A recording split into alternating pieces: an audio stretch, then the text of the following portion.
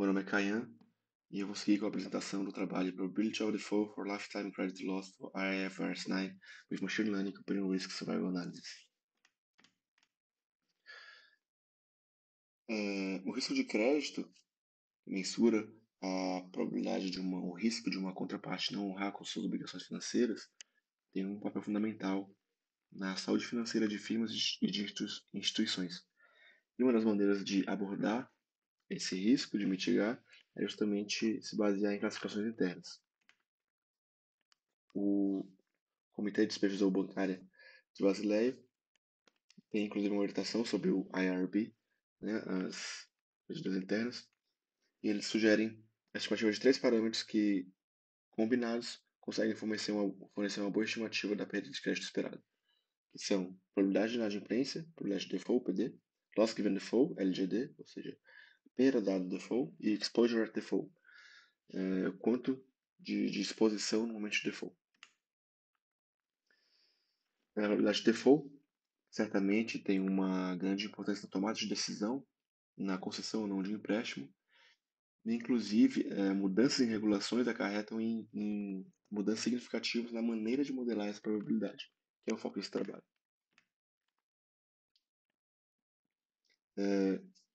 Historicamente, modelos de probabilidade de default são muito baseados em modelos estáticos, modelos de classificação. Então, você tem uma estimativa pontual para todo um horizonte de tempo.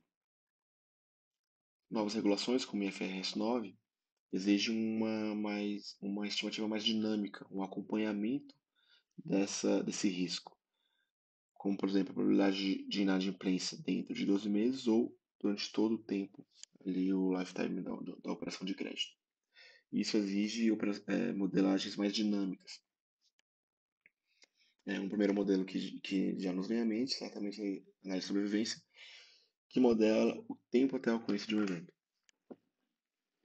Os dados são referentes a operações refinanciadas, ou seja, são clientes, são operações que já entraram na inadimplência, estão sendo renegociadas, são operações de cartão de crédito, com todos com 36 meses de horizonte ali de tempo.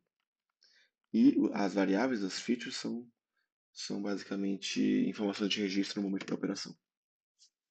Então, pensando em modelagem aqui de variáveis independentes, como preditores, a gente tem o valor do empréstimo, taxa de juros, o valor da parcela, tempo de emprego do cliente, a verificação desse emprego, o status de casa, se é aluguel, hipoteca ou casa própria, renda anual, a relação de débito para renda, a relação percentual do valor do empréstimo para a renda, número total de linhas de crédito aberta e aí, o tempo desde a primeira linha de crédito aberta desse cliente. Como variáveis targets que a gente consegue montar para nosso Y, nossa modelagem, a gente tem o tempo até o default e uma coluna binária indicando se ocorreu um default ou não. Ou seja, o tempo até essa inadimplência e se foi inadimplência ou não. Porque se não for inadimplência e o tempo é menor do que 36, a gente consegue inferir um pagamento antecipado.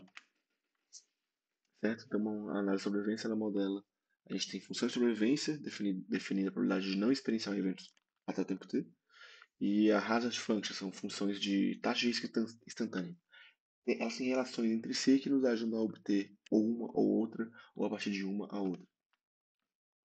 Para métricas de avaliação, índice de concordância, para discriminação de performance, o quanto essas coisas estão congruentes, a estimativa com o valor real. O IBS, Integrated Behavior Score, que nos dá também uma ideia de poder de discriminação e calibração, o quão longe nossa estimativa está do valor real. E uma alça dinâmica, que a gente consegue avaliar esse poder de discriminação ao longo do tempo, em cada período específico.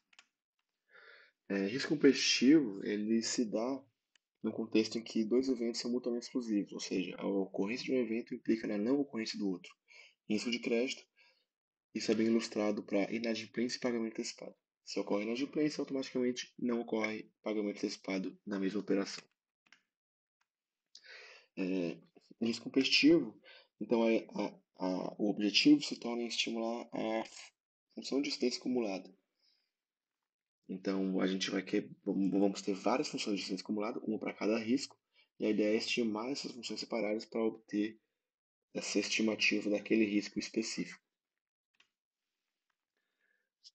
Uma abordagem é pela verossimilhança espacial de Cox, em que você tem diferentes verossimilhanças espaciais e o produto delas te dá a verossimilhança global. E uma adaptação proposta por Finding Way em 1999 é justamente você ter uma única função que estime tudo simultaneamente. Porém, o conjunto de observações em risco, eles consistem de observações que não experienciaram o primeiro evento, mesmo que tenham experienciado o segundo. Porém, com um peso, que esse peso tende a zero à medida que o tempo se distancia do tempo de ocorrência. Então, essas são as duas principais abordagens para estimar nossa função de resistência acumulada. Causa específica, em que a gente tem uma para cada risco separadamente, e subdistribuição, uma única função estimando tudo globalmente, com adaptação do conjunto de observações sobre risco. Ridgway, em 99, decompôs essa boosting para modelos de dados censurados, derivando o gradiente negativo da velocidade espacial de Cox. Então, a adaptação é justamente alterar essa função 4.17, levando em consideração o ajuste proposto por Fine Grain. Então, derivando isso em relação a FTX, considerando o FTX a nossa combinação linear, o nosso x-beta, onde entram os parâmetros para cada variável, a gente consegue chegar numa, numa função adaptada para esse boosting. Então, a gente consegue ter agora um boosting component-wise. Esses são os códigos do Scikit-Learn Survival, o original para um único risco, e aqui a adaptação realizada para incorporar essa subdistribuição e esse risco competitivo. Aqui uma comparação nas funções de risco acumulada, considerando e não considerando o risco competitivo dos modelos de causa específica. Então, por exemplo, a gente consegue observar que os modelos de causa específica, ou seja, incluir risco competitivo sempre leva a curvas menores. Isso implica em uma provisão menor com o mesmo poder preditivo.